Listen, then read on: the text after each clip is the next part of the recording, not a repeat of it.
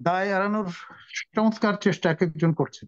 কোমলমতি ছাত্র ছাত্রীরা আপনার অভিভাবকদের পক্ষ থেকে এক ধরনের আমানত হিসেবে প্রতিষ্ঠানে এসছে। তারা তো লাশ হয়ে ফিরে যাবেন, সেটা তো আমরা কখনোই কামনা করতে পারি না। কোনো সভ্য দেশে সেটা বিবেচনার বিষয় হতে পারে না। যারা বর্তমানে বিশ্ববিদ্যালয় পরিচালনা করছেন তাদের কিন্তু ডেফিনেটলি একটা দায় আছে। হুম। সরকারকে খালি দায় দায়িত্ব দিলে তো হবে না। আপনার কোন পরিস্থিতিতে বিজিবি ডাকতে হয়, কোন পরিস্থিতিতে র্যাবকে মোতায়েন করতে হয়। হুম। আমি যখন দায়িত্বে ছিলাম তখন কোনোদিন কিন্তু পুলিশ আমাদের ক্যাম্পাসে আনয়ন করিনি। আমার সময় যারা ছাত্রলীগের নেতৃত্ব দিয়েছেন, তুষার এবং নোবেল, তাদের কিন্তু গাড়ি ছিল না।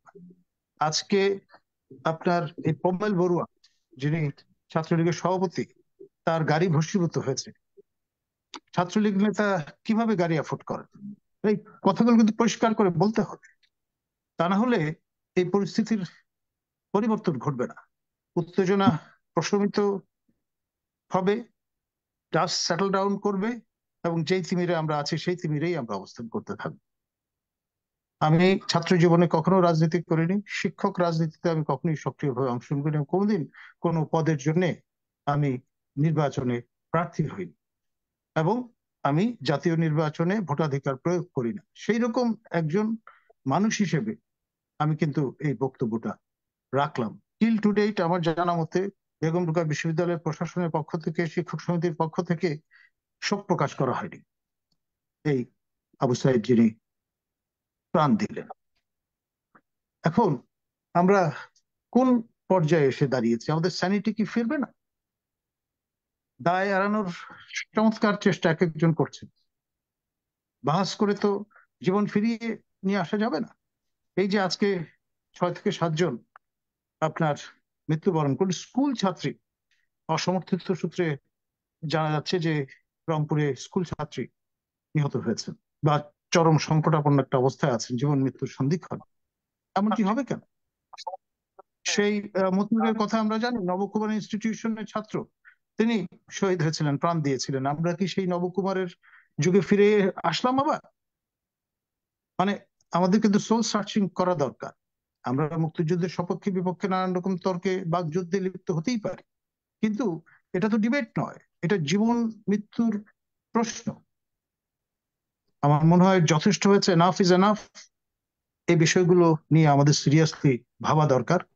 আপনার স্থিতাবস্থা বজায় রাখার নির্দেশনা প্রদান করা হয়েছে আদালতের পক্ষ থেকে, এবং মাসখানেক সময় পরে, এই 1 মাস ধরে কি আমরা এরকম পরিস্থিতির মধ্য দিয়ে দিনানিপাত করব সমগ্র দেশে? খেয়াল করে দেখেন, এটা কিন্তু ক্রমে আপনার রাজধানী শহর থেকে, বিভাগীয় শহর থেকে, জেলা শহর থেকে উপজেলা পর্যায় পর্যন্ত পৌঁছে গেছে। হুম। এবং সারা দেশে এর এবং পরিণতি সারা এর দেশে পরিণতি কি আপনি খেয়াল করে ফেরার চেষ্টা দেখেন। করে। হুম। Police shoot to kill policy কখন পার্সু করে? পাবলিক অর্ডার মেনটেন করার যে ডিউজিরো বেসিস, সেটা একবার শেষ পর্যায়ে যখন চলে যায় তখন।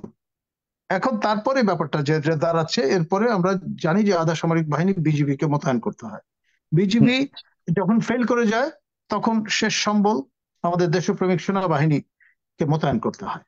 এখন এই প্রক্রিয়ায় যদি দেশ আহ অরাজক একটা পরিস্থিতির মধ্যে পড়ে, নৈরাজ্যকর পরিস্থিতি তৈরি হয়, তাহলে এই রাষ্ট্রের অস্তিত্ব বিপন্ন হবে, এমন আশঙ্কা আমি প্রকাশ করছি আজকে। কারণ যেই কি ধরনের 30 হতে লক্ষ পারে মানে একটু বলতে হতো। জি। শহীদের রক্তের বিনিময়ে কষ্টার্জিত স্বাধীনতা, হুম। 2-2.5 লক্ষ মা বোনের ইজ্জতের বিনিময়ে যে স্বাধীনতা আমরা অর্জন করেছি, তা জি। আমরা যে কোনো বক্তৃতা শেষে বলি বাংলাদেশ চিরজীবী হোক। সেই জীবন রাষ্ট্রের যদি কম্প্রোমাইজ হয়ে যায়, সেটা কি আমরা তাকিয়ে তাকিয়ে দেখবো? কখনোই সেটা হতে পারে না। হুম।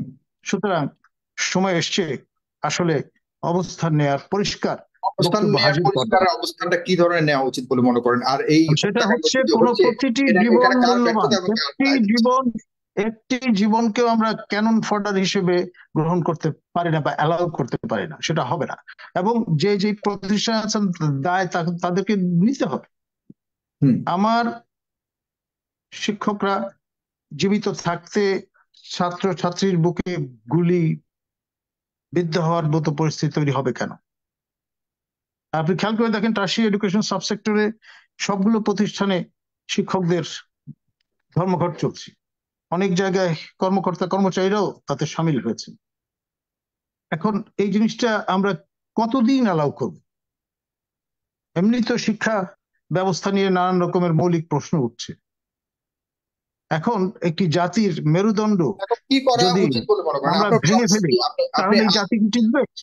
এই জাতি কি টিকবে? কম্পিট করতে পারবে গ্লোবালি? অসম্ভব। আমরা কিন্তু এই সাইনারাই পর্যায়ে করে আপনার দিলাম, করা উচিত কি বিশ্ববিদ্যালয়গুলো করা বন্ধ উচিত করে বলে দিলাম। মনে করেন? আন্দোলনকারীদেরকেও কি করা উচিত, সরকারের কি করা উচিত? একটা শেষ করি। ইমিডিয়েট সলিউশনে যেতে হবে। আমাদের জাতির পিতা বঙ্গবন্ধু শেখ মুজিবুর সুকন্যা দেশরত মাননীয় প্রধানমন্ত্রী, তার যে ইগো, সেটা তিনি তার পিতার চেহারার দিকে তাকিয়ে তাকে কিন্তু বাস্তব যে সমস্যাটা, সেটা আপনার মোকাবেলা করবার জন্য প্রয়োজনে 180 ডিগ্রি সমারসল্টে যেতে হবে। রাষ্ট্রের অস্তিত্বের প্রশ্ন এখানে যুক্ত। সুতরাং এটার অভিভাবক হিসেবে তা কিন্তু অবশ্যই মনোযোগ এবং কথাবার্তা বলবার সময় এমন রকমের পরিস্থিতি যাতে তিনি তৈরি না করেন, যেটা যাতে আমাদের মনে না হয় যে জাস্টিস সাত্তার যেমন জাতির উদ্দেশ্যে ভাষণ দিয়ে বিএনপি আমলে বলেছিলেন, আমার সরকার দুর্নীতিবাজ। তার গণভবনের পিয়ন জাহাঙ্গীর, তিনি 400 কোটি টাকা অবৈধভাবে অর্জন করেছেন, এবং সেই ভদ্রলোক যেই আমরা গ্যাজেটটা দেখছি বা আপনার জিওটা দেখছি, সেখানে বলা আছে তিনি ব্যক্তিগত সহকারী। আবার সেই ভদ্রলোক ইতিমধ্যে মার্কিন যুক্তরাষ্ট্রে পাড়ি জমিয়েছেন। পাড়ি জমিয়েছে কিভাবে এবং গেল? তিনি অস্বীকার করেছে। এখন আমার আশঙ্কা, খোদা না খাস্তে এই ব্যক্তি যদি ভবিষ্যতে রাজসাক্ষী হওয়ার চেষ্টা করেন, তখন ব্যাপারটা কি দাঁড়াবে? মান সম্মান ইজ্জত আমাদের কারো থাকবে? আমি অনেকদিন ধরে বলছি, রিচার্ড নেফিউ ড্রাইভিং সিটে বসে আছেন, global coordinator of American administration with reference to anti corruption drive. আপনার জাস্টিস সাত্তার যখন প্রেসিডেন্ট ছিলেন, তখন ড্রাইভিং সিটে বসেছিলেন general Ershad. He was the dark horse. এখন কিন্তু এটা জাতীয় গণ্ডির বাইরে। আপনি সেটাকে ফ্রেমের মধ্যে আবদ্ধ করবেন কি করে? তিনি নিজে এসে তার যে হোমওয়ার্কটা, সেটা মিলিয়ে গেছেন দুদকের সচিব মহোদয়ের সঙ্গে।